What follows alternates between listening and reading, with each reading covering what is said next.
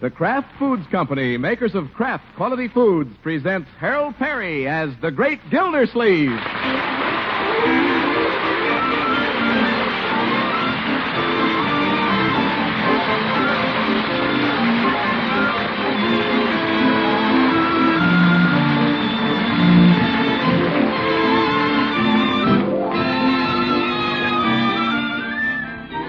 Big news. Tonight, we're announcing the first week's winners in Parquet Margarine's $50,000 Name My Song contest. Third week's contest ends at midnight this Saturday. More than 1,300 prizes in all. Open to listeners in the United States and Canada. Full details in just a few minutes. Meanwhile, remember, the Great Gildersleeve and this exciting $50,000 Name My Song contest are brought to you by the makers of Parquet Margarine. The margarine millions prefer because it tastes so good. That's P-A-R-K-A-Y. Parquet Margarine, made by Kraft.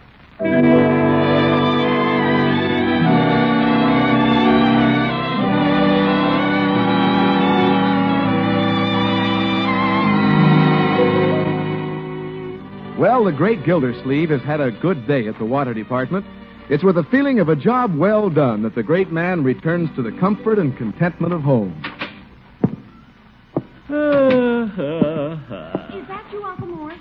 Yes, I'm home. You've got to do something about Leroy. I do? He's turning this house into a zoo. He drags home every animal he sees. Oh? You know what he's got now, Uncle Morris? Skunk?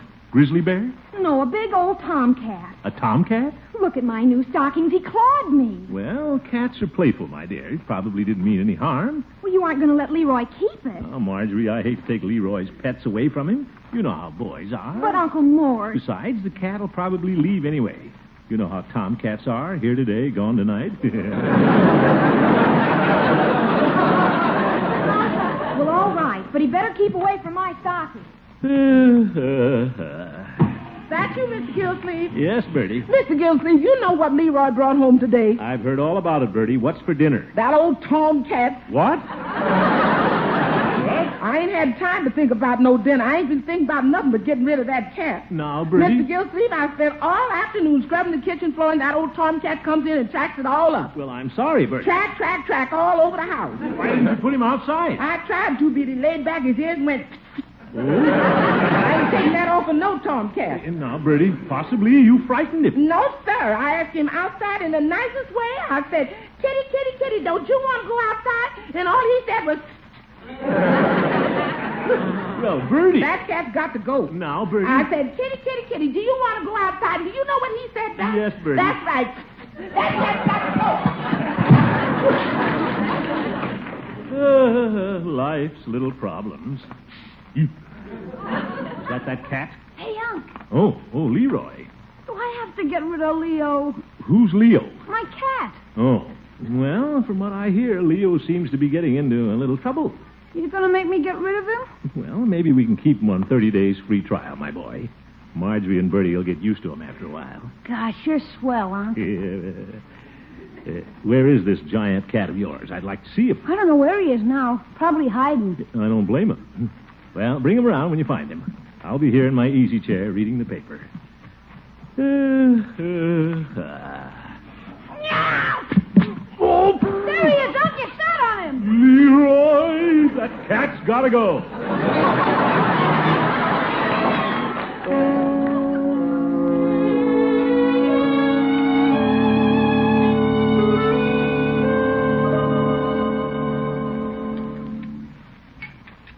Leroy, eat your dinner. I'm not hungry. I'm sorry, my boy. You may as well forget it. We're not keeping that beast. Thank goodness. Gosh, Unc, I don't have anything to play with. Other kids have dogs and cats and stuff. I never get to have anything.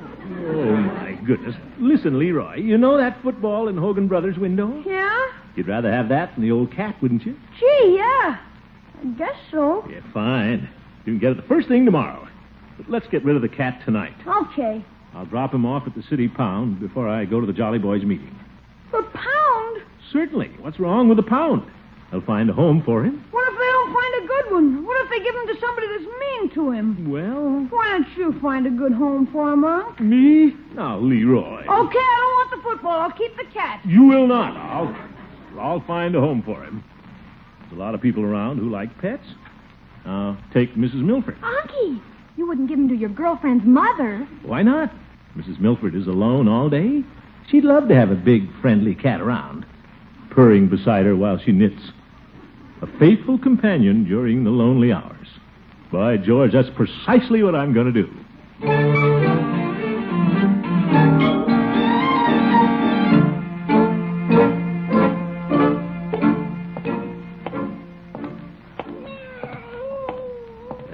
Good idea, carrying the cat in a hat box.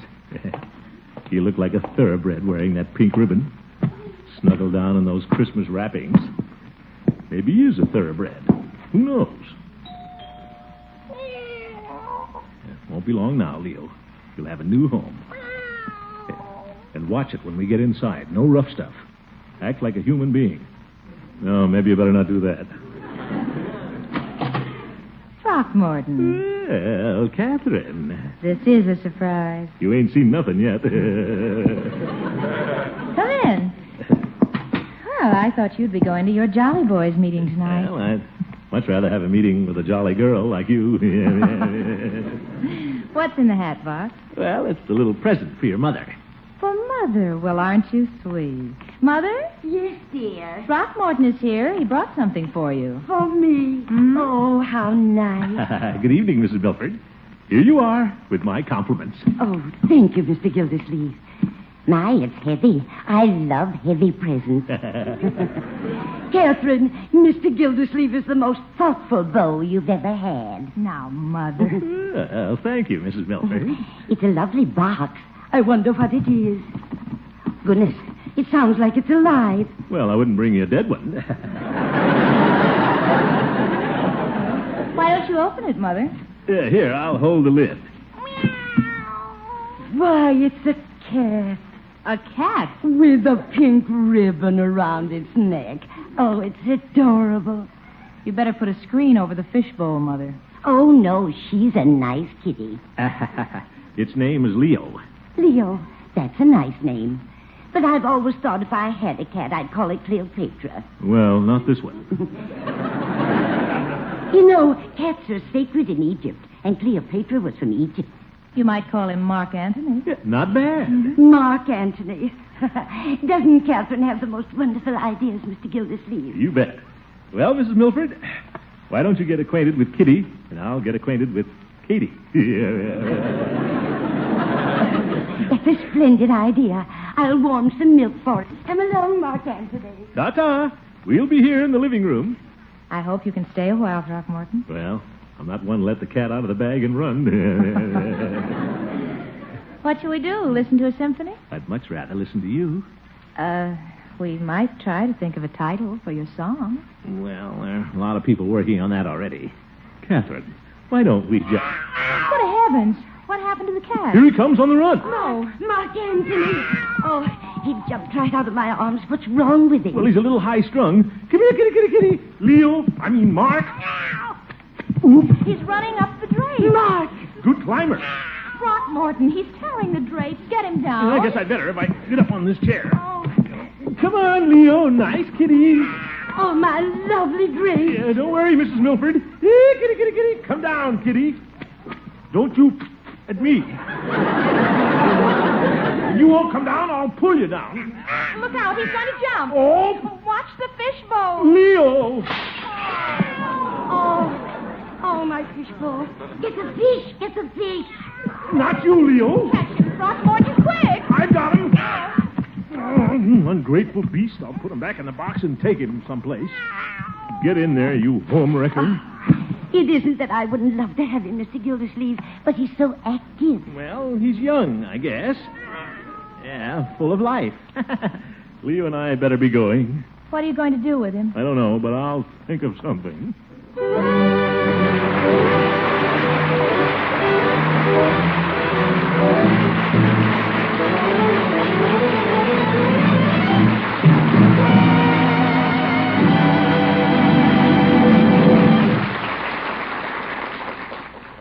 $50,000 in prizes, as much as $6,000 in cash to the grand prize winner. Yes, for the best names submitted for Gildersleeve's song, which you'll hear in a minute, each week for 5 weeks, Parquet Margarine is awarding 4 $1,000 cash prizes, 20 $100 cash prizes, 50 $20 cash prizes, 200 $10 cash prizes, and a grand prize of $5,000 extra to one of the weekly winners. You don't need to know a note of music. Just a title for Gildersleeve's song may be worth $6,000 to you in cash. So think of a title. Send it together with the red end flap of a package of Parquet Margarine to Parquet Margarine, Box 5167, Chicago 77, Illinois. Your dealer has entry blanks containing contest rules and the complete words to Gildy's song, or use plain paper if you choose. Be sure to include your name and address and that of your dealer. Remember, send your entry together with the red end flap of a Parquet package to Parquet Margarine, Box 5167, Chicago 77, Illinois. This week's entries must be postmarked before midnight this Saturday, so hurry. In our next announcement, you'll get the names of the first week's winners.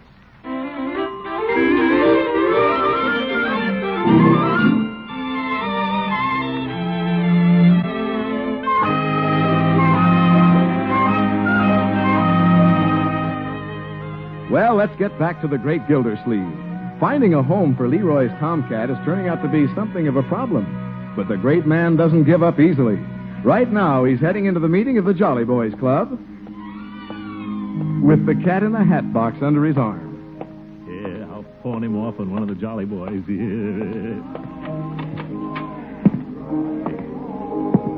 Brother, they're a little off-key. Those are my sentiments exactly, Kitty. Hi!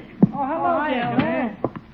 Hello, fellas. Commissioner, we didn't think you were going to make it. Yeah, well, I was a little delayed. Where shall I put this box? I've got something quite valuable in it. Put it any place. Come on, let's sing. Well, I don't want to put this box just any place, fellas. Its contents are pretty valuable. Come on, Gildy. Peavy couldn't get here. We need you for the quartet. Say, isn't anybody curious about what I've got in this box? Is it something to eat? No. Then put it down, let's sing. Now, look, fellas. We're going to sing your song, Gildy. My song? Well, I'll put the box in the corner then. I'll be right back, Leo.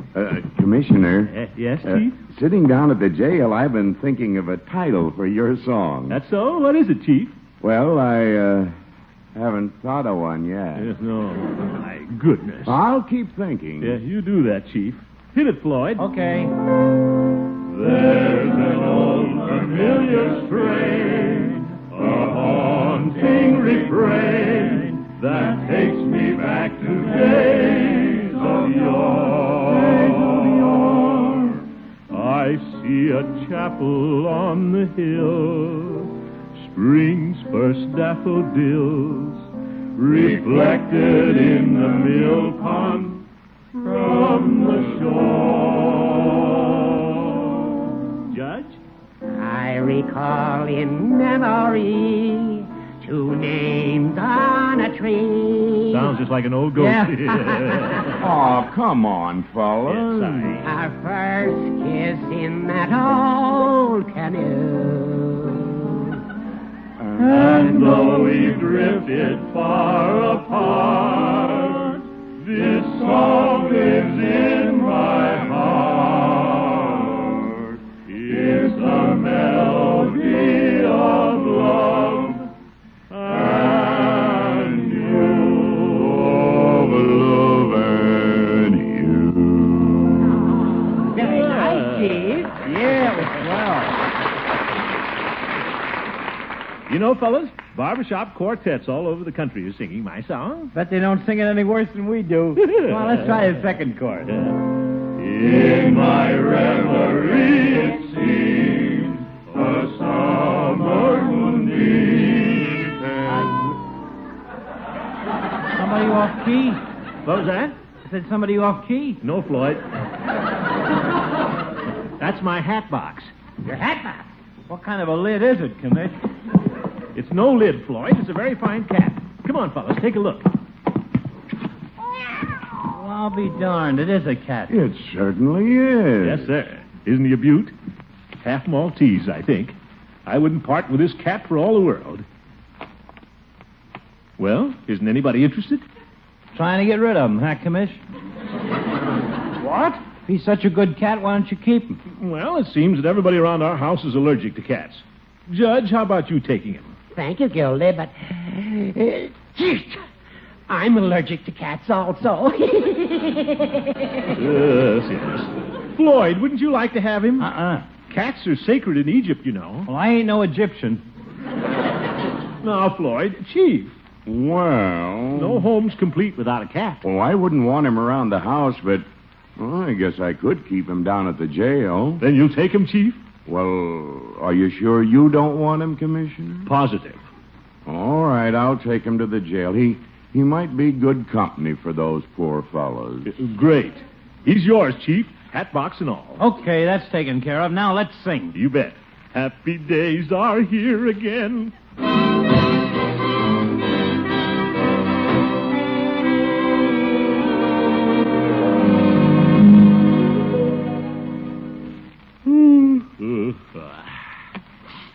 Bed's going to feel good tonight. George, that was a great idea, taking the cat up to the Jolly Boys. Didn't seem to want to go with the chief, but you can't blame a cat for not wanting to go to jail.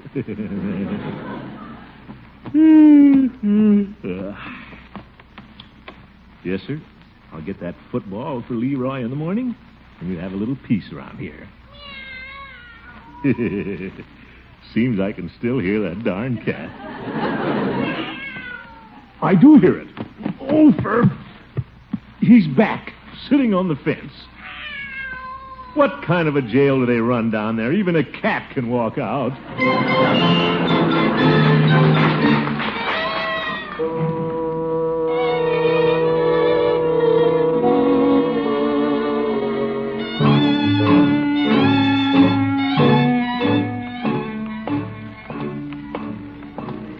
What a cat. Howling all night. Well, Peavy hasn't had a chance at him yet. He could use one around the store. Wonder why people keep turning and staring at me. What's so funny about a man carrying a hat box? Oh, didn't see his tail sticking out of the air hole. Tuck it in, kitty.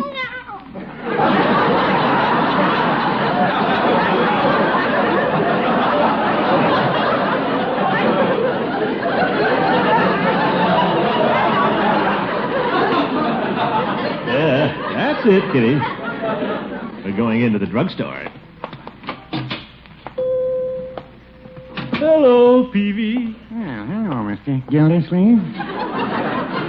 What can I do for you this morning? Oh, not a thing, Peavy. In fact, I came in to do something for you. You don't say. Yeah. Peavy, guess what I have for you in this hat box? A hat? No, Peavy. Something much more original than that. A cat. How's that?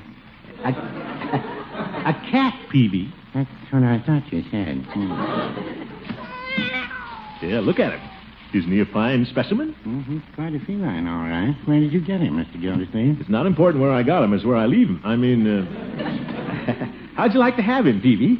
Well, Wait till I take him out of the box so you can really see him. There. Head up, kitty. See how well bred he looks when I hold his tail straight out? Just like a show cat. Mr. Gildersleeve, it's not customary to show cats on the soda fountain. Well, I'll put him down on the floor then.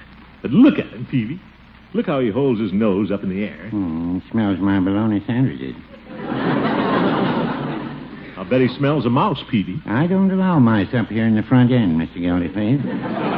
Oh? Well, I bet you've got mice back in your storeroom. Well, there may be a transient now and then, but... I knew it. You know what you need to catch those mice? Mouse traps. Oh. Peavy, give the cat a chance. Nobody's ever made a better mouse trap. Well, I wouldn't say that. Oh, Peavy, I'm just trying to do you a favor. Well, Mr. Gildersleeve, why don't you take him over to the Rexall pharmacy and do them a favor? I may just do that, and I'll take my business over there, too. I was going to buy a box of cigars and have a few prescriptions filled. And I'm taking candy regularly to Miss Milford, but... Mr. Gildersleeve, What? Maybe I do need a cat. Jump out, Leo, and make yourself at home.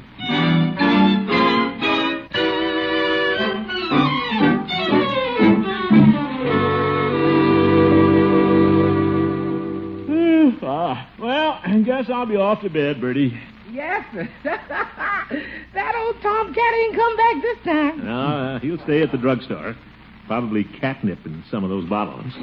Before you go upstairs, Miss Gildersleeve, would you help me carry the basket of clothes? Sure, Bertie. Where is it? Out here on the back porch. Oh? Here it is. Oh, yeah.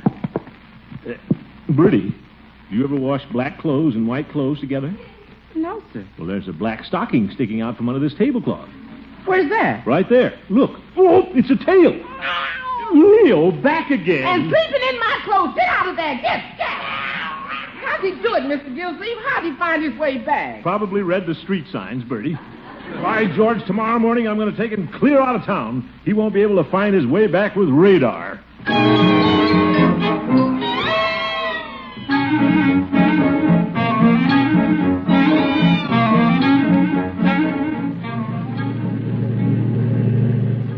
Sit down, Kitty. Don't try to watch where we're going. Pretty smart cat. Maybe if I put my hand out left and make a right turn. Nah, he'd never fall for that. Pretty bumpy road. Relax, Kitty. Don't know where you are, do you, Kitty? Cats hate water. If I take this side road for about a mile, I can drive through the creek. Then I'll go over those hills through the woods. Hope I can find my own way back.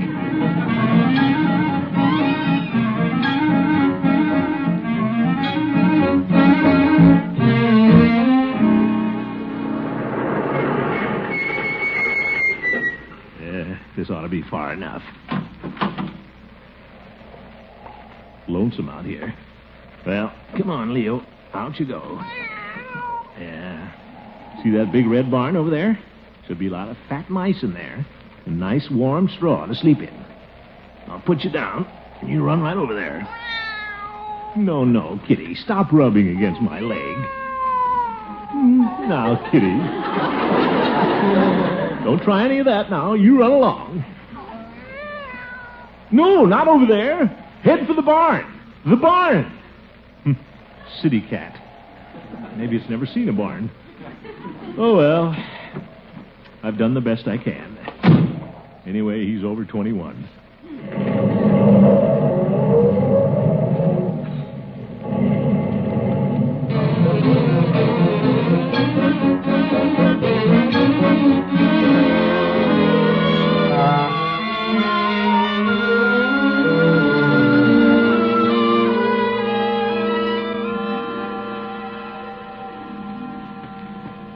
Good night's rest tonight. Don't have that cat yowling on the back fence wanting to come in. Wonder why I can't get to sleep. Wind seems to be getting stronger out there. Bet it's cold outside.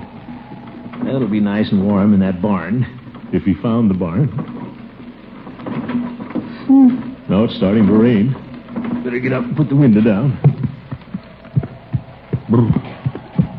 Good night out for man or beast. Beast. I'm not going to worry about Leo, though. Cats can take care of themselves. After all, they have 9 lives. Oh, brother, on a night like this, a cat could use them up pretty fast. Might just tiptoe downstairs and open the back door, just in case. Of course, I don't know why he'd want to come home. He should know by now we don't want him around here. I'll open the door about 6 inches. Zeke, raining pitchforks. Wonder if Leo's getting wet. Look at that lightning. Cats are full of electricity, but I doubt if Leo could handle that bolt. Well, better get back to bed. Might leave a little milk by the door, though, just in case. Hi, Unc. Oop, Leroy, you frightened me. What are you doing up? Gosh, I couldn't sleep, and I heard you come downstairs. Well, I couldn't sleep either. You worried about the cat, Unc? Me worried about the cat? Of course not. What's there to worry about? Just came downstairs to have some milk. Yeah? When did you start drinking out of a saucer?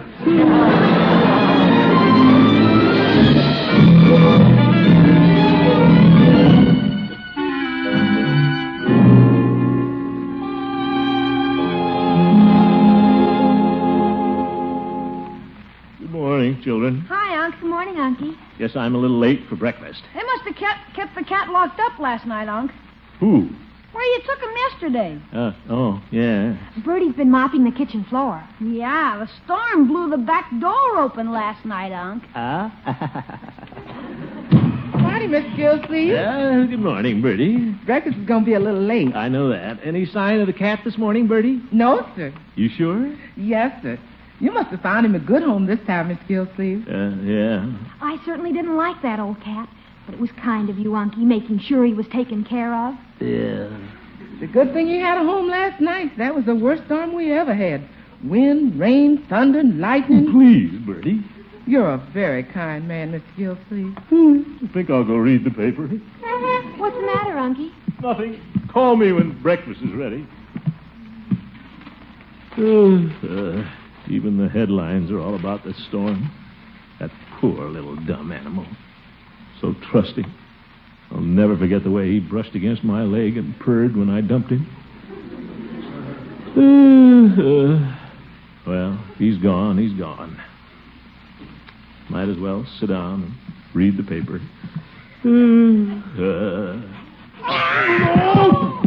Oh, you're back. Leroy, he made it. Welcome home, old man.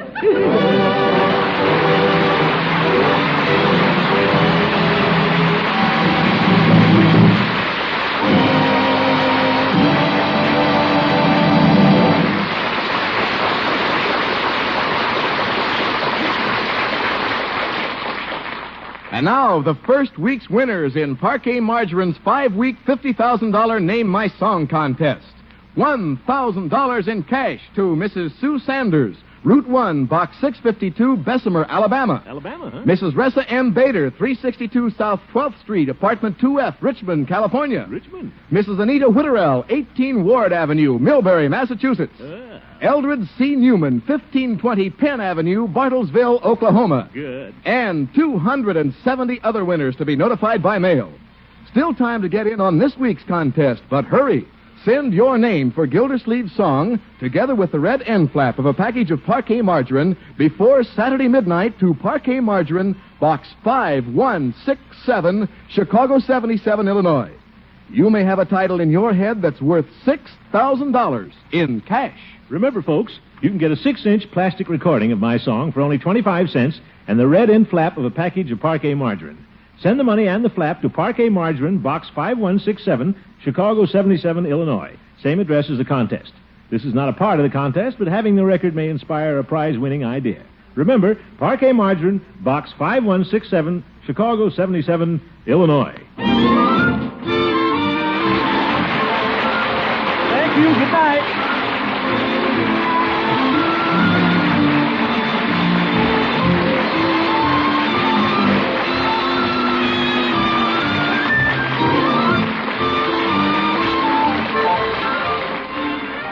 The Great Gildersleeve is played by Harold Perry. The show was written by Paul West, John Elliott, and Andy White, with music by Jack Meakin. Included in the cast are Walter Tetley, Mary Lee Robb, Lillian Randolph, Earl Ross, and Dick LeGrand. This is Jay Stewart saying goodnight for the Kraft Foods Company, makers of the famous line of Kraft quality food products. Be sure to listen in next Wednesday and every Wednesday for the further adventures of the Great Gildersleeve. Good night.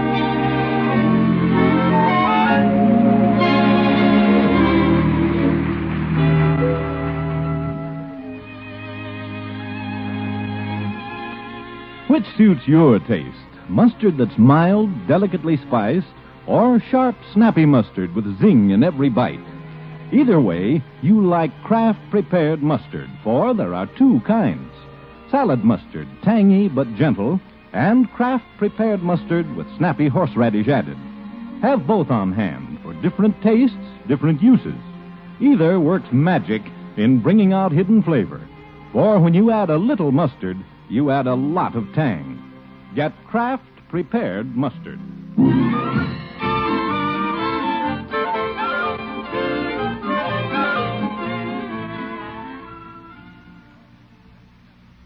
You are tuned for the stars on NBC.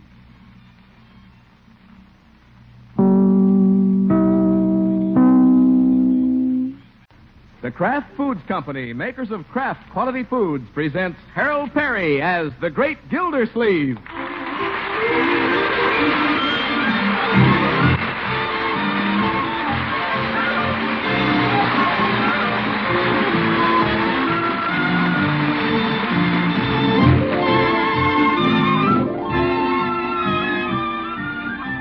Going, but not gone. Still this week and next to get in your names for Gildersleeve's song. Still time to win up to $6,000 in cash in Parquet Margarine's $50,000 Name My Song contest.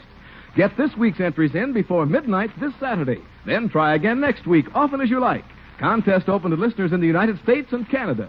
The oftener you enter, the better your opportunities. Remember, a simple title for Gildersleeve's song is going to win up to $6,000 in cash. More details later. Meanwhile, remember, when you buy margarine, get the kind that tastes so good.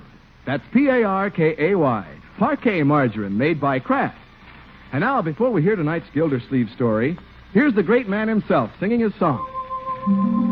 There's an old familiar strain, a haunting refrain that takes me back to days of yore. I see a chapel on the hill, spring's first daffodils, reflected in the mill pond from the shore. I recall in memory two names on a tree, our first kiss in that old canoe. And though we've drifted far apart, this song lives in my heart. It's a melody of love and you.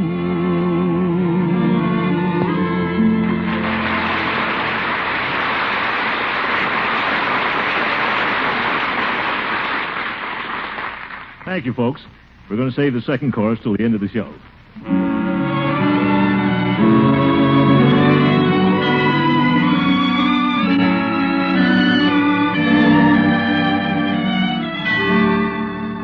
Well, let's see what's going on in Summerfield. When the clock strikes 5 at the water department, the great Gildersleeve usually jumps in his car and makes a beeline for home. But today he's going way around by Elm Street. Wonder what's on his mind. Oh, Elm Street. That's where the pretty nurse, Catherine Milford, lives. You bet. Well, and there she is, just getting out of the car. You, Catherine. Oh, hello, Throckmorton. I was just on my way home from the office and saw you parking. Oh, do you always go home this way? Well, you know what they say. The longest way around is the sweetest way home. Throckmorton, you say the nicest things. Yep. Won't you come in? Well, I have to get on to dinner. I stopped by to tell you about an important item in the paper. What is it? There's going to be a full moon tonight. Oh. Uh-huh. The weatherman says it'll rise at 8 o'clock facing your porch swing. Really? Harvest moon. They don't come often. Throckmorton, I just had an idea. You did? It's something you'd never think about. Oh? Why don't you come over at 8 o'clock? Well, I don't... I'll be here. That's what I like about a nurse. Doesn't take her long to diagnose a case.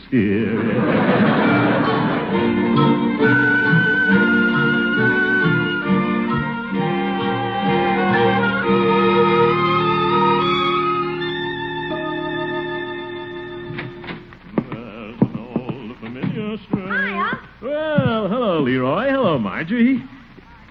Marjorie, I said hello. Hello, Uncle Mort. What's the matter, my dear? Oh, she's got Bronco in the brain. Bronco, that football player? Yeah, she's jealous. Stop it, Leroy. He stood her up for a blonde. Leroy? What's this all about, Marjorie? I thought you had Bronco locked in the stable. I'd rather not talk about it, Unky. Bronco didn't ask her to the Halloween dance. Leroy, you know nothing about this. The heck I don't. Guess who was cheering Bronco at scrimmage this afternoon, Marge? Sugar Murphy. Was she out there again? Yeah, she pinned up a hole in his jersey with her bobby pins. Oh, that blonde weasel. Yes, now, my dear. You should have heard her, Marge. Let Sugar pin it up, Bronky boy. Bronky boy. You mustn't take cold in that big, strong shoulder. That's the one you throw your passes with. She's the one who's throwing the passes. Boy, he ate it up. He went back to the game and tried to get the other arm torn off. Oh, Marjorie, please. What's the matter with her? Leroy, you better go up and wash up for dinner. Okay. Gosh, what did I do? Now, my dear, don't cry. Who's crying? Oh, my goodness. That Sugar Murphy's deadly. I'll never see Bronco again. Marjorie, you'll never get him back crying your heart out. The way to handle this thing is to be indifferent. Don't let him know you're worried. Well, that's easy for you to say. I never worry about any one girl. There's plenty of fish in the sea. If you take the advice of your old uncle, you'll just ignore Bronco. You think it'll work, Unky? Certainly. If you act aloof and independent, they'll come back to you every time. All right, Unky. Oh, but I'll just die tonight sitting here thinking about Sugar Murphy dancing all evening with Bronco. Well, there's no need to sit home and think about it. How'd you like to go to a show with your old uncle? Show? Yeah. I know it won't be like dancing with Bronco, but... Oh, you're awfully sweet, Unky, but don't you have a date with Miss Milford? Yeah, don't worry about that. I'll call Catherine and tell her I won't be over tonight. Oh, I couldn't let you do that. Don't you give it another thought, my dear. It's a poor uncle who can't spare an evening occasionally for his niece. I'll call her right now. Besides, the weatherman says there'll be a bigger full moon tomorrow night.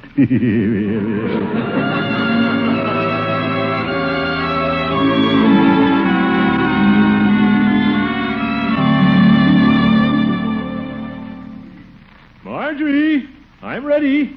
Get your little coat. Be right down, Unky. Wonder who's that at the door. Hey, it's Bronco. I see his car out front. Oh? I heard an explosion. I thought the tack factory had blown up again. Marjorie, the Bronc is here. Bronco? Oh, Unky, he came back. I told you he would. Now, don't be too eager. Hi, Marge. Oh, Bronco. Oh, brother. Come in, Bronco. Marge, be cold. Play hard to get. What's that, Mr. Gildersleeve? Oh, hello, Bronco. I said coal's going to be hard to get, the strike, you know. Oh. Well, Marge, my car's outside. Let's go to the dance. Dance? Oh, I'm going to the movies this evening. The movies? I have another date. What? Smart girl. You can't expect me to sit home waiting just for you. Yeah, now watch him come crawling. But, Marge, you can't do this to me. Here he comes. Marjorie, why don't you ask Bronco to sit down? He looks a little pale. I don't think he has time, Uncle Mort. He has a date with Sugar Murphy. Who told you that? Oh, it doesn't matter. I really don't care. Yeah, nice footwork. Look, Marge, this is the truth. Mr. Gildersleeve, you're my witness. Sugar tried to get me to ask her, and she's been telling everybody I was going to take her to the dance. Well, I didn't ask her. I've been planning all along to take you, Marge. Haven't I, Mr. Gildersleeve? Don't try to drag me into this. Marge, if you go out with somebody else, I'll quit the team. I'll turn in my suit. You could turn that one in, all right.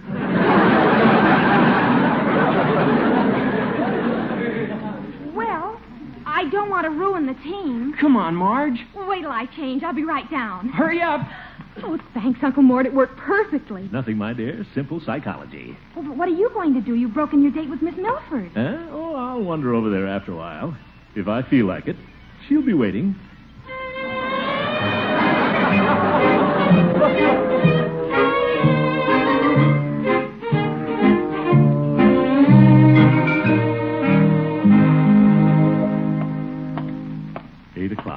Right on the dot. Suppose I should have phoned Catherine, told her I was coming. Nah, let her worry a little. Do her good. Women love surprises. Guess she didn't hear the bell. I'll be right there, Clarence. Okay. Clarence?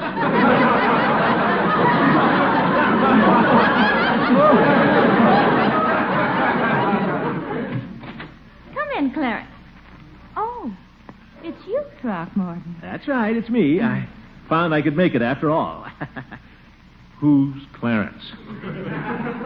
Well, you see, Throckmorton, after you phoned you weren't coming over, I made another date. Another date? Clarence Olsen called. He's an intern at the hospital.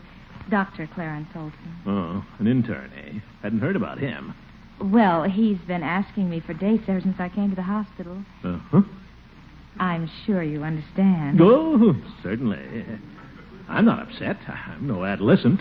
Of course not. We'll just have our date tomorrow night. Bigger moon anyway. Well, Throckmorton, I'm afraid I can't see you tomorrow night either. After work, do you? No, but Dr. Olsen insisted on a date tomorrow night, too. Date hog. I'm sorry, Throckmorton, but, well, you don't know Dr. Olsen. He's rather impetuous. Huh? He's really awfully nice.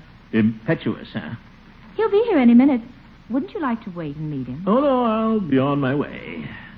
Well, good night, Throckmorton. Good night.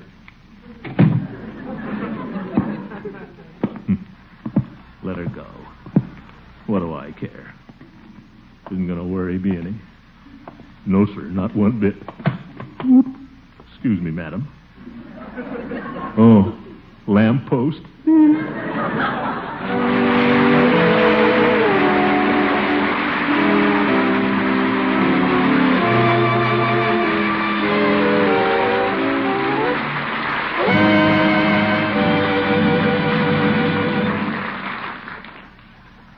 Prizes, prizes, prizes. Get in on this week's prizes in Parquet Margarine's $50,000 Name My Song contest.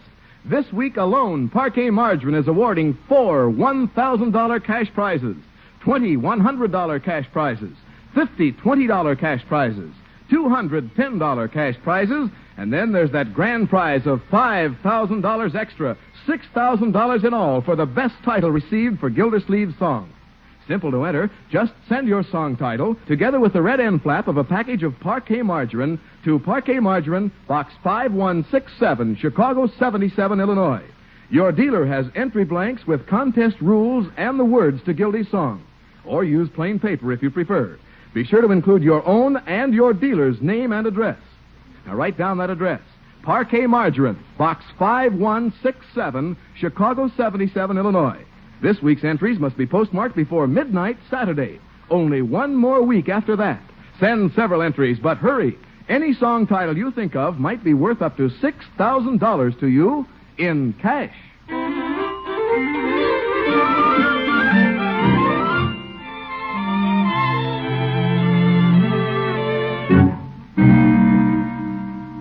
Well, let's get back to the great Gildersleeve. A rival for Nurse Milford's affections showed up last night in the person of a young intern, Dr. Olsen. But the great man is determined to take the advice he gave Marjorie, to be aloof, indifferent, and not worry. So today we find him going about his work at the water department in his usual efficient fashion. Bessie? Yes, Mr. Gildersleeve? Bessie, let's get some of this work cleaned up around here. Where's the intern report? Intern? I mean the Olsen. The Clarence. Oh, never mind. Mr. Gildersleeve, do you feel all right? Bessie, stop asking ridiculous questions. I'm fine. I just wondered. You've been sitting there all day with your hat on. Huh? Well, I like to have my hat on. Sometimes. You've got it backwards. I have? Well, I was thinking of leaving. You seem all upset, Mr. Gildersleeve. Did I do something? No. Did I forget to do something? Oh, my goodness. If there's something you want me to do, you just tell me and I'll do it, Mr. Gildersleeve. Okay, Bessie, go home. Oh, yes, sir. She's going to do it, too. I might as well go home, too, I guess. Wonder if I should drive past Catherine's on the way. No, she might jump at conclusions and think I'm worrying.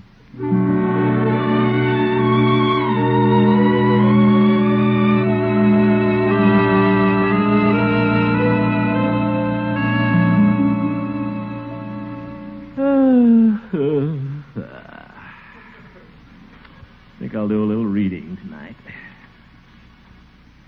I'll just finish this historical novel. Let's see where I left off last spring. Madeline knew that the second time Sir James called, he would ask for a kiss. Oop. Those things don't happen in real life. Still, those nobles were pretty impetuous back in those days. So was Olsen. Guess I'll go down to Peavy's and get a good, strong cigar.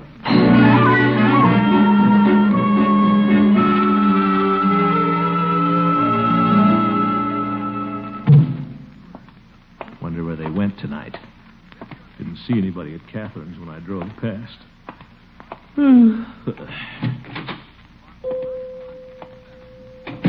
Good evening, Peavy. Well, hello, Mr. Gildersleeve.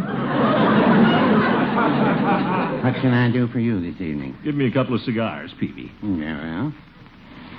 On your way to a date this evening, are you, Mr. Gildersleeve? Well, no, Peavy. I thought I'd just sit around and talk to you. Well, probably cost you less. Now, what do we talk about?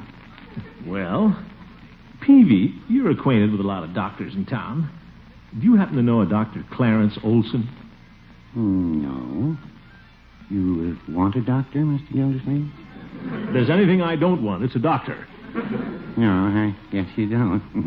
Since you have a private nurse.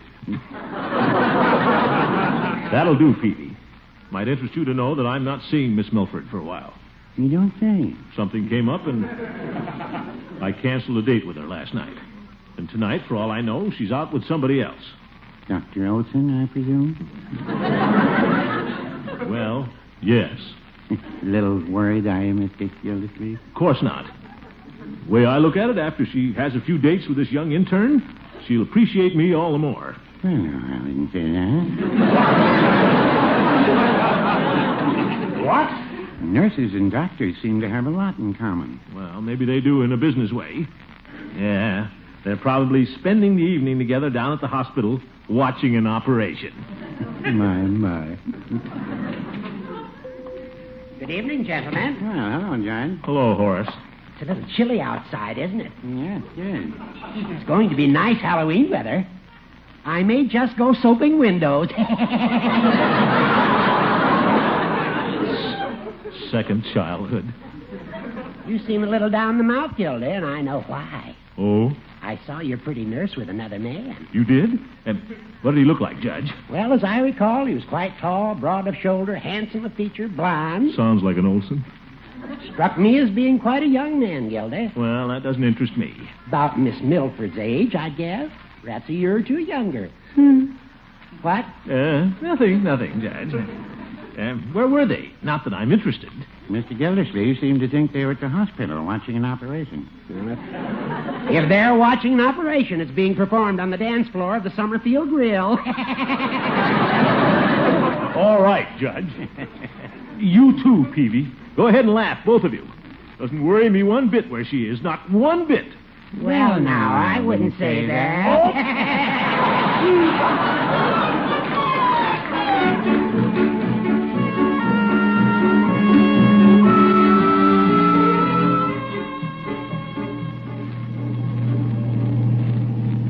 I'm worrying.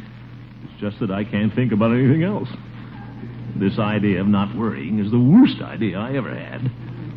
I'll call Catherine the first thing in the morning and ask her for a date. No, I'll do better than that. I'll drop by her house right now and stick a note on the door. Hope she reads it before that intern gets a chance to date her up next week. I'd better mark the note Rush.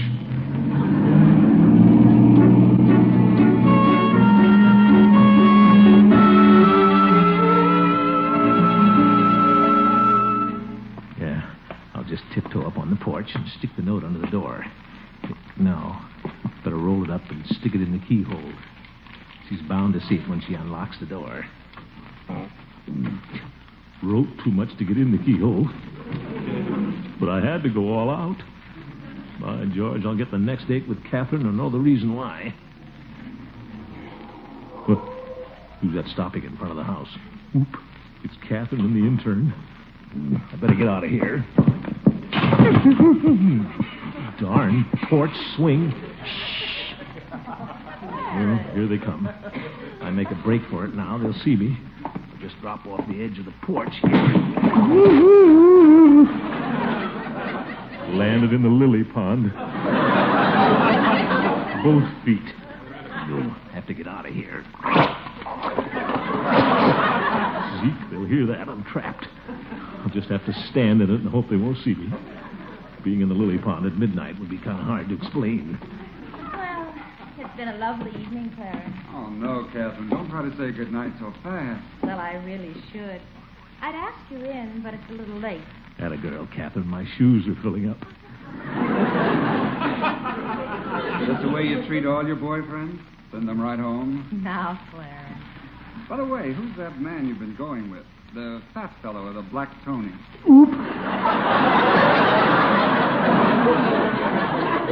Now, don't be silly. That's a natural wave in Mr. Gildersleeve's hair.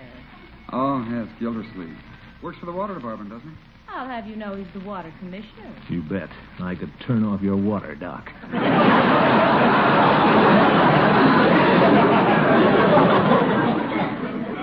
I wish I could drain this pond. I'd better say goodnight now, Clarence. Oh, wait a minute, Catherine. Why don't we sit here on the porch and just swing a while? Oh, go home. It's a little cold for the porch swing, isn't it? No, not for a red-blooded couple like us. You'd better watch it.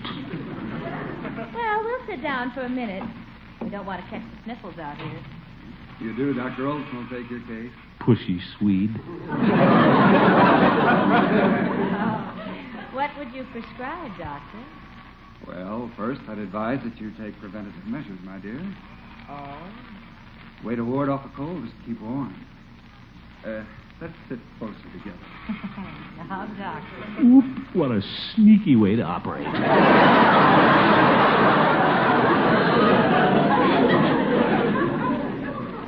Oh, there's nothing so romantic as an old porch swing. Especially if there's a boy and a girl in it.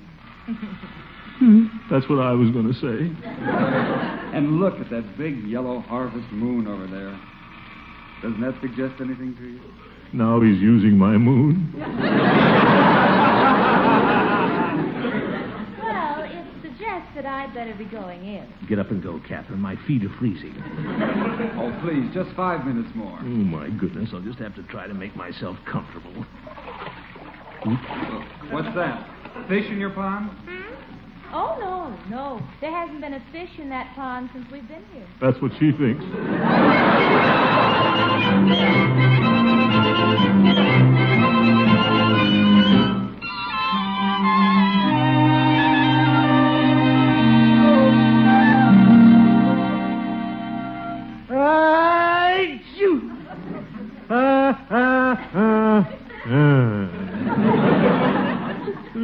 I'll never get to see Catherine now. When I catch a cold like this, I'm down for weeks. Uncle Mort, can I do anything for you? I throw another blanket over me. Gosh, Unc, you got all the blankets in the house on you now. Well, my feet are still cold. I could get you the blanket my turtle sleeps on. No, thanks. Mr. Gildersleeve? Yes, Bertie, come in. You want some breakfast now? No, thank you, Bertie. You ought to have something hot. No. Hot cereal? No. Hot broth? I don't feel like eating, Bertie. Hot lemonade? No, Bertie. Hot coffee? Please, Bertie, I'm a sick man. I know that. That's why you need hot liquids. All right, Bertie, bring me a hot water bottle. What? For my feet, Bertie. Oh, yes. That man. Poor Unky. I wish we could do something for you. I'll be all right. You children run along and get ready for school. Gosh, Unc, I don't know anything I'd rather do than stay home from school and wait on you. I believe that, Leroy, but you're going to go to school anyway. Okay. Come on, Leroy. Hey! Good luck, Unc. Hey, Morris, there's a car stopping out in front. Did you call a doctor for Unc? I called somebody, all right, but it wasn't the doctor. I'll go to the door. Hello, Marjorie. Come in, Miss Milford. Well, good morning, Leroy.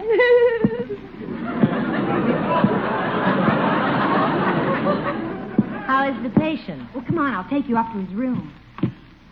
Bertie, hurry up with that hot water bottle. I'm shaking again. This isn't Bertie, Throckmorton. What? Well, Catherine, What are you doing here? Well, she just came by to see how you were feeling, Unky. Yes. How are you feeling? Oh, fine. Throckmorton, how did you ever get such a bad cold? Well, I was delivering a letter, and I stepped in a puddle. Oh.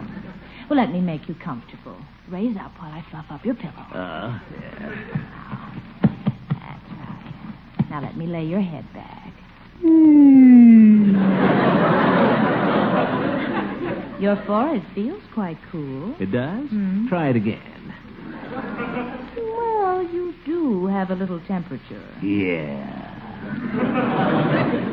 Well, I'll go down to the kitchen and see Bertie. I want you to have some hot liquid. Hot liquids? Oh, that's a great idea, Catherine. I've been wanting hot liquids all morning. I'll be right back. Yeah, I'll be here. Uncle Mort, you look better already. I'm so glad Miss Milford came to see you. Well, Marjorie, it's just like I told you. Pay no attention to them. Don't worry, and they'll come back every time. You're so right, Unky. I never worry about a thing.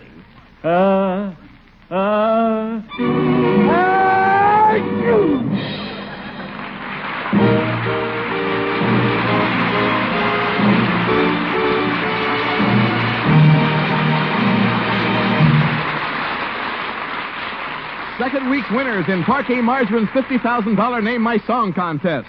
$1,000 in cash to Mrs. Leroy Marker, 1527 Sunset Drive, Hamilton 1, Ohio.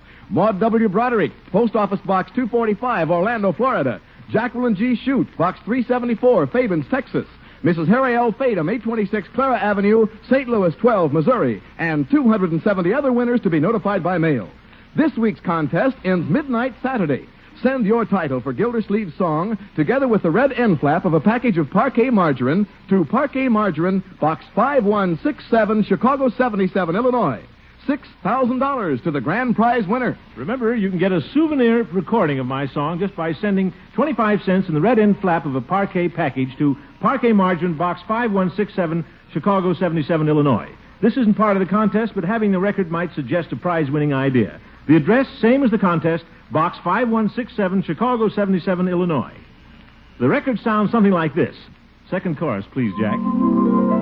In my reverie, it seems a summer moonbeam o'er fields that wander on and on to where a lane that we called ours hid among the flowers and welcomed cooling showers before the dawn.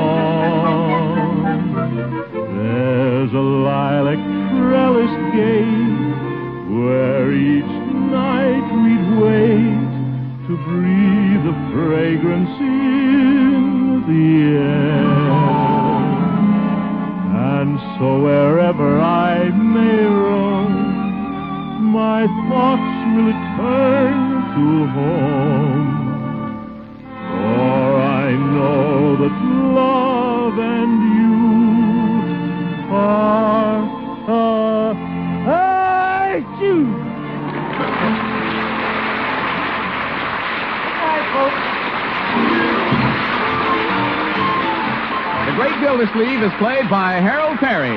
Be sure to listen in next Wednesday and every Wednesday for the further adventures of the Great Gildersleeve.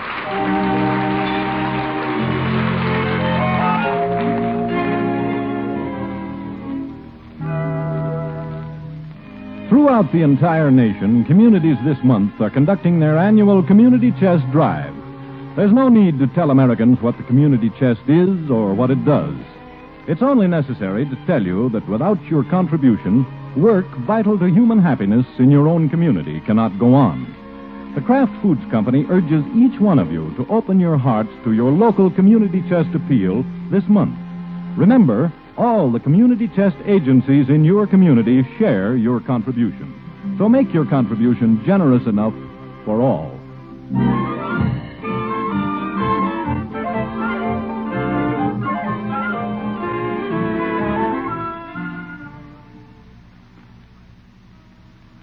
Stay tuned now for Break the Bank on NBC.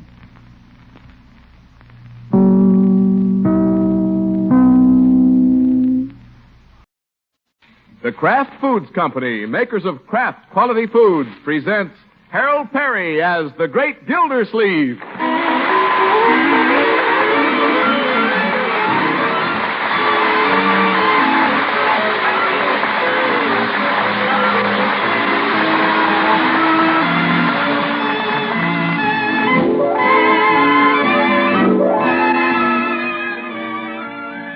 Last call for entries, last chance for prizes. Parquet Margarine's $50,000 series of Name My Song contests ends this Saturday at midnight. Just 4 more days to name Gildersleeve's song and perhaps win up to $6,000 in cash. No limitation on entries. Send 3 or 4 if you choose, from anywhere in the United States or Canada. The song in just a moment, and full contest details in our next announcement.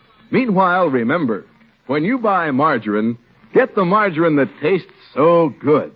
That's Parkay, Parquet Margarine, made by Kraft. And now, before we hear tonight's story, here's the Great Gildersleeve with the song he's written. There's an old familiar strain, a haunting refrain that takes me back to days of yore. I see a chapel on the hill, spring's first daffodils reflected in the mill pond from the shore. I recall in memory 2 names on a tree, our first kiss in that old canoe.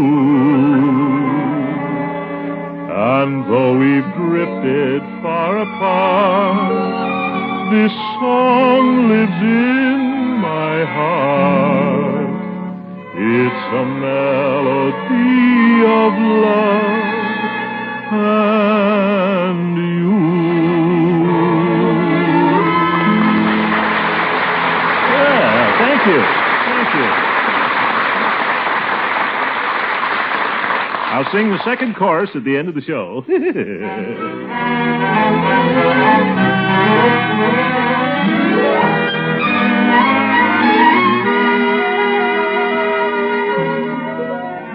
Well, let's see what's going on in Summerfield. For quite a while, the Great Gildersleeve had clear sailing with that pretty nurse, Catherine Milford. But then last week, the great man found they had competition. A certain young Dr. Olsen. Horse doctor, I'll bet. What's more, Dr. Olsen has been ringing Catherine's doorbell almost every night. Yeah, the eager beaver. But competition brings out the best in a man.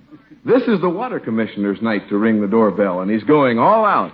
He's dressed to the eyes, standing in front of the mantel mirror in the living room. By George, I'll give that sawbones a run for his money. Hello, Unky. Hello, Margie. Well, Uncle Mort, what a gorgeous outfit. You look like you're going to lead a parade. Lead a parade? Well, come to think of it, I intend to do just that. A 2-man parade. Me in front, Olsen behind. How are you getting along with Dr. Olsen? I'm not getting along with him. I'm a generous man, Marjorie, but this blonde pill roller has gone a little too far. Tonight I'm going to cut him out. That's the spirit, Unky. He may have the youth, but by George, I have the experience. Yes, sir. In Cupid's little game, it's experience that counts. You're right, Uncle Mort.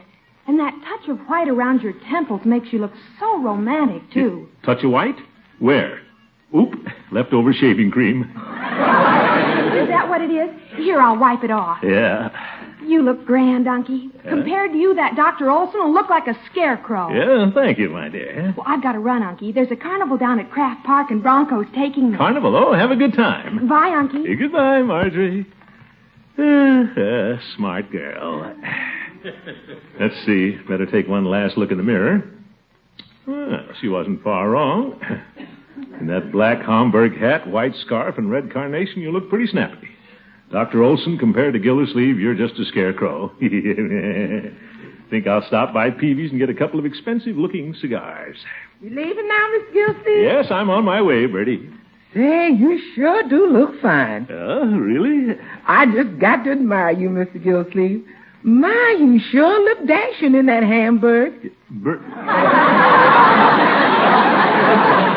Bertie, this is a Hamburg. Yes, it looks real good. Well, thank you, Bertie. Mr. Gildersleeve, the way you're decked out tonight, you're going to give that doctor gentleman an awful bad time. You bet. I ain't going to wish you luck, Mr. Gildersleeve, because you don't need it. That sure is a beautiful Hamburg.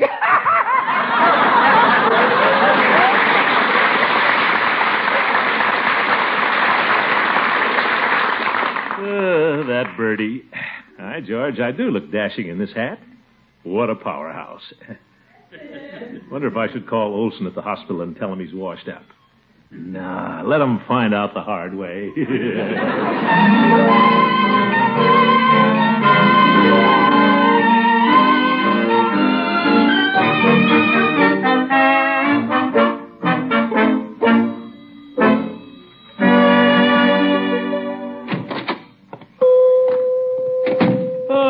Good evening, Peavy. Hello, Mr. Gildersleeve. What can I do for you this evening? Well, you might give me a couple of Coronas, Peavy. You calling on Miss Milford this evening, are you? Peavy, you're a regular Sam Spade. How'd you guess? Well, Dr. Olsen brought her here for a soda last night, and I thought it might be your turn. Yeah. Well, I don't think we'll have to worry about taking turns after tonight. Giving up, Mr. Gildersleeve? Giving up? Peavy, I've just begun to fight. I've been pretty tolerant about him dating my girl, but I wouldn't be surprised if that doctor hasn't said good night, nurse, for the last time. You don't say. You bet. You never get anything without fighting for it. Oh, no, I wouldn't say that. What? I got Mrs. Peavy without a struggle. But this feud between Olsen and me is different. Mr. Gilson, have you met Dr. Olsen? No, I've only seen him at a distance. Good evening, Mr. Peavy. Oh, good evening, Doctor. But if I never see him again, it'll be too soon. Well, I guess this is too soon, then. What? Mr. Gildersleeve, meet Dr. Olsen. Dr. So you're Dr. Olsen. Oh, so you're Gildersleeve. Yes, indeed. I'm certainly glad to meet you, Doctor. It's nice to meet you. It's nice to meet you, too. My. Mr. Peavy, I'd like a 2-pound box of chocolates. Very well. Candy, eh? Out with another girl this evening, Dr. Olsen? Another girl? Oh, no. I'm taking these to Miss Milford this evening. This evening? Now, wait a minute, Doctor. I thought it would be a good time to drop by and show her these x-rays. X-rays? What a sneaky way to horn in. Here's your candy, Doctor. Oh, thank you, Miss Peavy. 2 pounds of candy should make a nice impression. Anything besides the cigars for you, Mr. Gildersleeve? You bet. Give me that 5-pound box of candy. 5 pounds it is. Come to think of it, I'd better take a 5-pound box, too, Mr. Peavy. Oh, for... Sorry, Doctor. I just have the one 5-pounder. Oh, what have you got in perfumes? Yep. This could go on all night. Yes, it could. Peavy?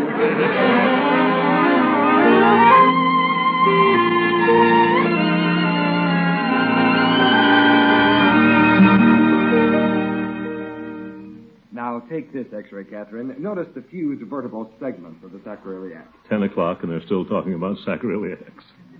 Perhaps we should go in the kitchen, Catherine. The unshaded light might be a little better. Yes, let's. In the kitchen. He'd better watch it. Mother? Yes, dear. You entertain Throckmorton? Oh, that will be a pleasure. We'll be right back. Hurry it up. It's getting late. I hope I'm not spoiling your evening, Gildersleeve. Oh, no. Good. After we've read this x-ray, we can sit around and chat for an hour or two. Trying to wear me down, is he? Well, I can sit around just as long as he can. Nothing wrong with my sacroiliac. Mr. Gildersleeve, I don't think you're having a very good time. Well, Mrs. Milford, looking at pictures of skeletons isn't exactly my idea of a pleasant evening. I know. Isn't it awful, looking at people's bones? It wasn't fair of Dr. Olsen to come over tonight. Well, he'll leave sometime. I'll wait him out. Mr. Gildersleeve, do you know what one of my beaux used to do? No. Well, when I was a girl, I held open house every Sunday afternoon. He'd get everyone to go home early. Then he'd come back. He would. And I think doctors should get to bed early, don't you? Mrs. Milford, I'm way ahead of you. Well, X-rays all read? Yes, they were wonderful. Yeah, I'll bet. Now, Gildersleeve, we can sit down and have a nice, long talk. Dr. Olsen, I was just thinking, it's a little late. Shouldn't doctors get to bed early? What? You need a steady hand with a scalpel, you know. And I'm a little tired. Well, if you think we should be leaving. Oh, must you both go so soon? I guess we'd better, Catherine. I'll be in touch with you. So will I, Catherine. Good night, Mrs. Milford. Good night, Dr. Olsen. Good night, Mrs. Milford. Good night, Mr. Gildersleeve. Yeah. Well, I'm sorry you boys are leaving. Thanks for the candy and perfume. Good night. Good night. Good night. Well, Dr. Olsen, my car's over this side of the house. Oh? I parked mine around the corner. Well, I'll say good night. Good night, Gildersleeve. Yet an old ministry on the train that takes me back to days of yore.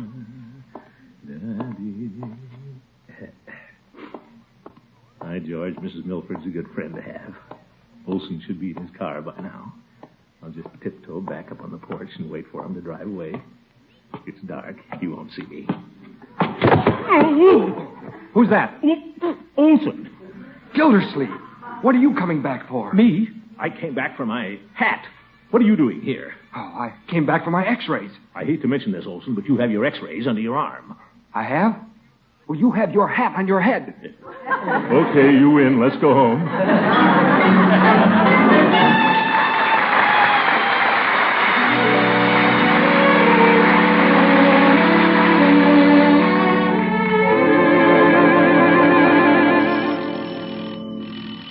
There's somebody at the door, Bertie. I'm coming.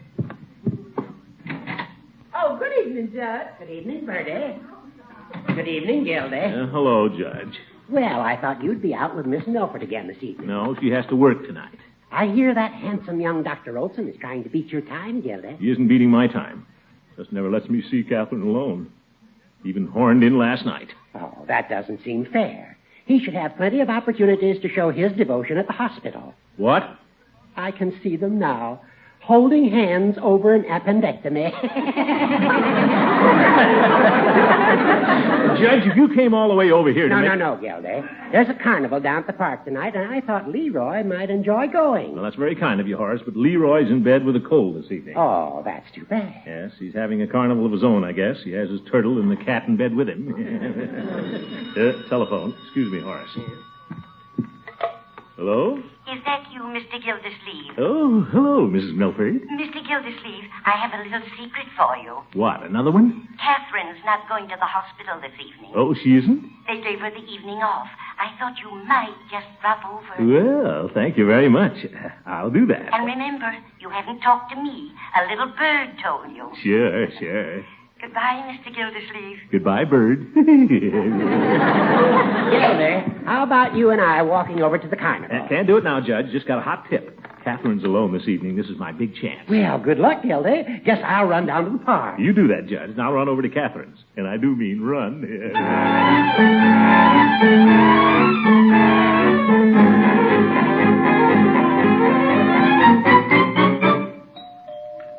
Hi, George. I really put one over on Olsen. I've got the inside track this evening, thanks to Mama Milford. I'll just have to start bringing her candy. Who's that? Well, Gildersleeve. Olsen! We meet again. Olsen, how did you know Catherine had the night off? Very simple. I make out the nurse's schedules. Well, Clarence. Throckmorton, well, this is a surprise. Hello, Catherine. Hello, Catherine. Oh, won't you boys come in and sit down? You bet. And by George, I'm going to sit him out this time if it takes all winter.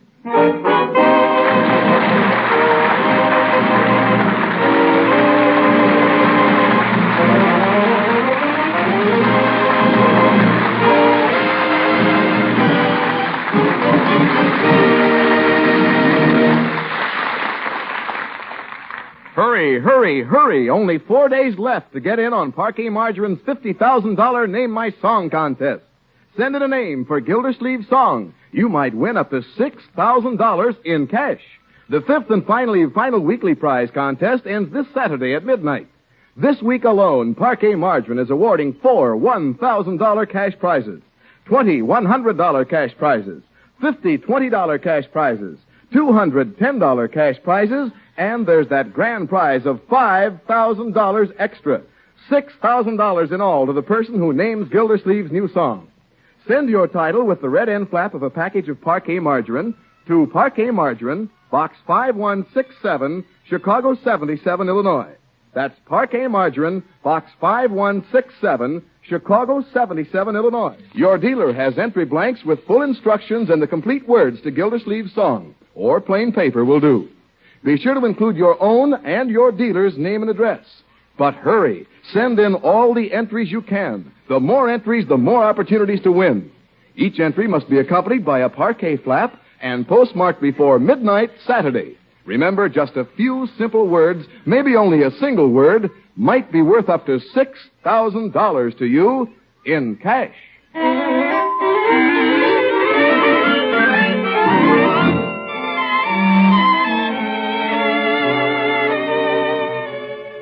Well, it seems the great Gildersleeve has more competition than he can handle.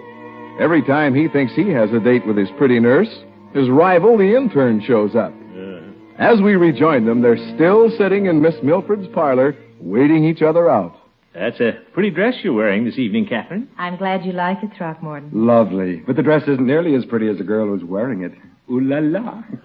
Medical school French. Well, now that we're all together again, what shall we do? Oh, I don't know. What can 3 people do? Well... Say, there's a carnival down at the park. Personally, I don't care much for carnivals. But if they fascinate you, Dr. Olsen, why don't you run along? I think carnivals are fun. Oh, you do? Fine. We'll go to the carnival, Catherine. And if you don't like carnivals, Gildersleeve, well... What makes you think I don't like carnivals? I'll get your coat for you, Catherine. I have it.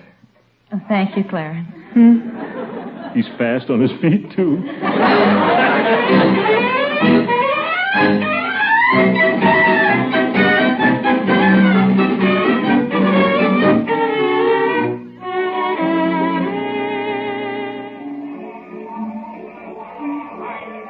Listen to that music. I love carnivals. This was a wonderful idea, Clarence. Glad I thought of it. Well, I was about to think of it. Oh, look, there's one of those fortune-telling machines. Shall we try it? Good idea. I think I have some nickels, Catherine. Oh, never mind, Gildersleeve. I have one right here. He doesn't miss a trick. Ladies first, Catherine. Thank you. What do I do? We just drop in the nickel and wait for the card to come out. Oh. I can't wait to read it. What does the card say, Catherine? Well, it says, a tall blonde man will figure prominently in your future. Oop. Does that sound interesting? Yes, I like that.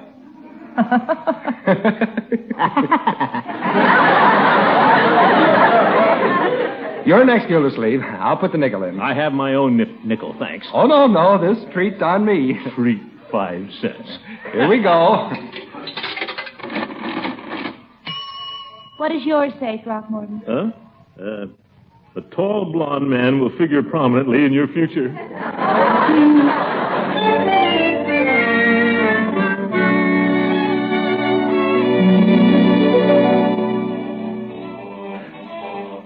You were terrific throwing those baseballs, Clarence. You didn't miss one. Oh, there's really nothing to knocking over those milk bottles. Nah, I just lost control momentarily. Hope they find those baseballs. Well, what'll we try now, Gildersleeve? There must be something you can do. Hey, step right up and swing the mallet and ring the bell. Hey, here's something easy, Gildersleeve. Let's try it. Hiya, folks. You men like to show the little lady who's got the muscles? Yeah. Now, here's a fella's got the bill for it. Muscles all over it. Who, me? Take a try, Buster. 10 cents, 3 for a quarter. Well, all right. We'll take 2, and I'm buying. Go ahead, Olsen. Oh, no. You go. Losers first. Losers first. Here, Catherine, hold my coat. All right. Here he goes. Watch that mallet. Give me plenty of room. 1, 2... Hi, mister. Oop. Get out of my way, little boy. Is that hammer heavy? You bet it is. Now, go on, scoot. Beat it. Friend of yours, Throckmorton? I never saw him before. Look out now. I'll start over again. Here he goes. Watch him swing. You betcha. 1, 2... I can count to 50. What's the matter, Gildersleeve? I can't do anything with this miniature Milton Berle standing there. Little boy, look, here's a dime. For me? Yeah, now you take this and go buy something. Get some cotton candy. Where? Over on the other side of the park. Way over. Just keep going. Gee, thanks, mister. He was cute. Yeah, now... All right, folks, here he goes again. Yeah, I'll get it this time. 1, 2... Well, hello, Gildy. Judge Hooker. What are you doing, Gildy? I'm shoeing a horse. Now stand back, will you, and keep quiet. Oh, a test of strength. Look out, Judge. All right, folks, here he goes again. Stand back, the man looks dangerous. By George, I am. 1, 2, 3. Where'd it go? Up to the place marked maiden ladies, old duffers, and large midgets.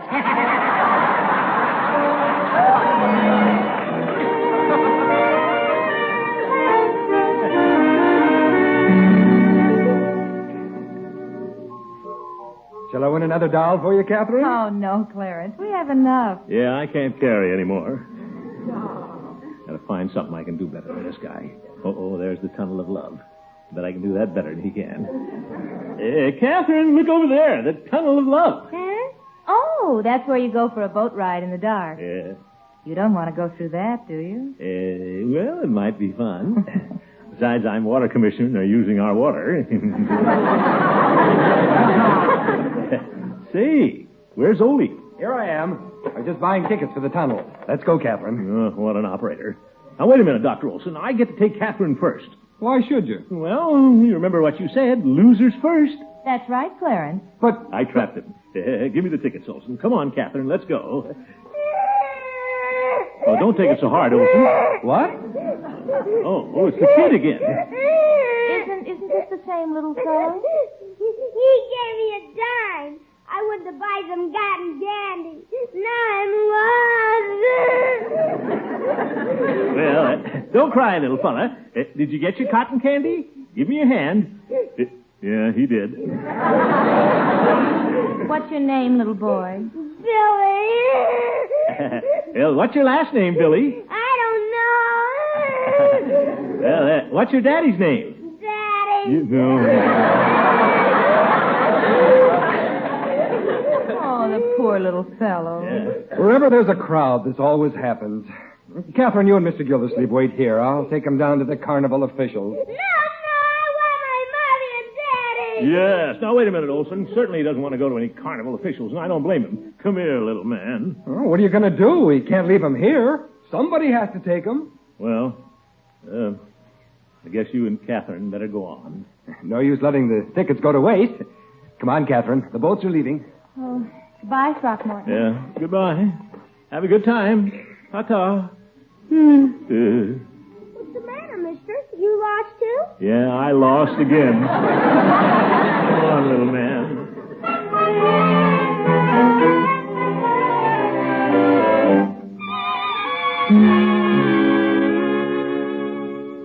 Now, you keep an eye out for your mommy and your daddy. I'm watching. Throw the baseball at the milk bottles again. Yeah, all right. I'm going to put a curve on this one. You got 'em all. Gee, you're good, mister. Not bad.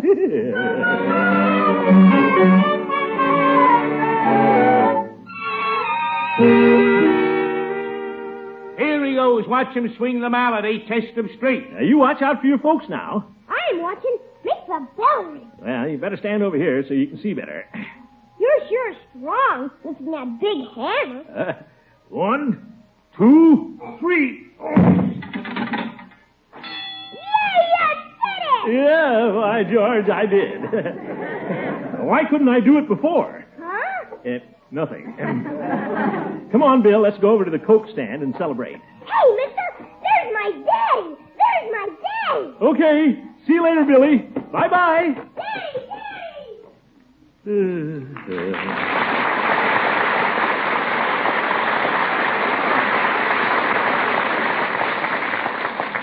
Look at that little fella go. That's his daddy, all right. Look at the way he's hugging him. I should have gotten married. Might as well go home. Hello, Throckmorton. What? Oh, Catherine. I see you found the little boy's father. Yeah, there they go. Look at him hanging on to his daddy's hand. Throckmorton, I'd like to hang on to yours. Huh? Where's Olsen? Clarence? Oh, I put him on the merry-go-round. Told him I had to make an important call. Did you make it? I'm making it now. Pick up your receiver. Me? That was pretty nice of you, giving up your fun to help that little boy. Well... And as far as I'm concerned, it's just like Clarence said.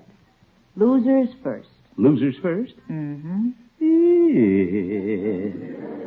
Come on, Catherine, let's get lost.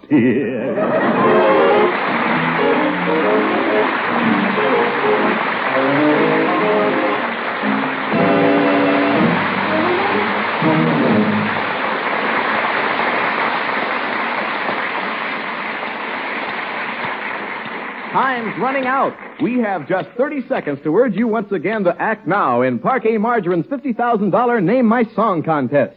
You have until midnight this Saturday to send in the title for Gildersleeve's song that might win you up to $6,000 in cash.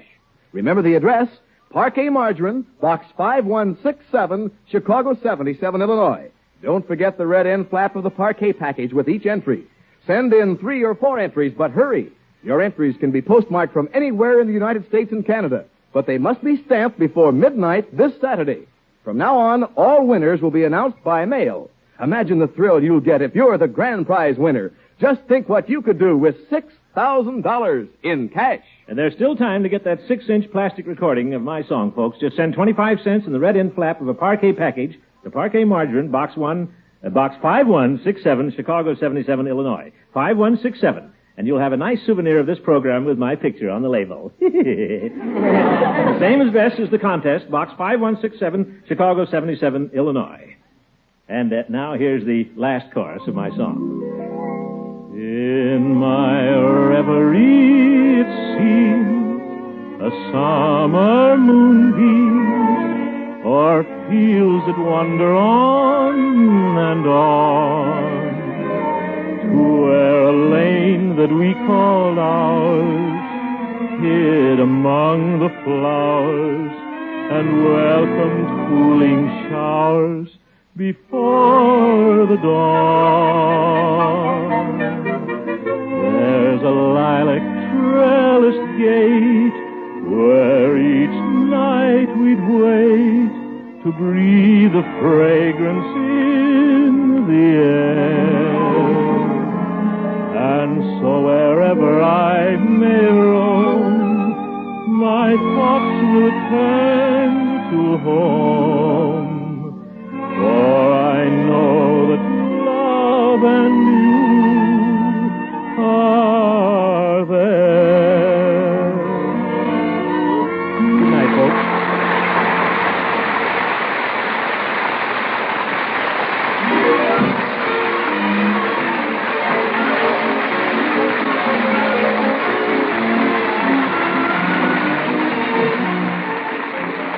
The Great Gildersleeve is played by Harold Perry. The show was written by Paul West, John Elliott, and Andy White, with music by Jack Meakin. Included in the cast are Mary Lee Robb, Lillian Randolph, Earl Ross, and Dick LeGrand. This is Jay Stewart saying goodnight for the Kraft Foods Company, makers of the famous line of Kraft quality food products. Be sure to listen in next week and every Wednesday for the further adventures of the Great Gildersleeve. You bet.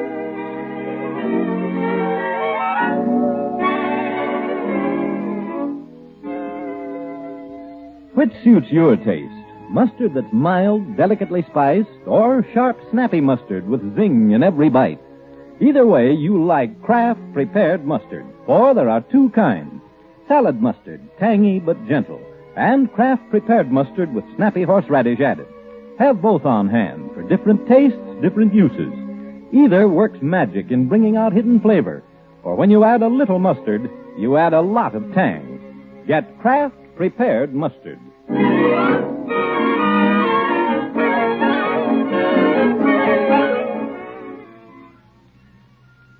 Break the Bank, radio's biggest money-paying show, is next on NBC.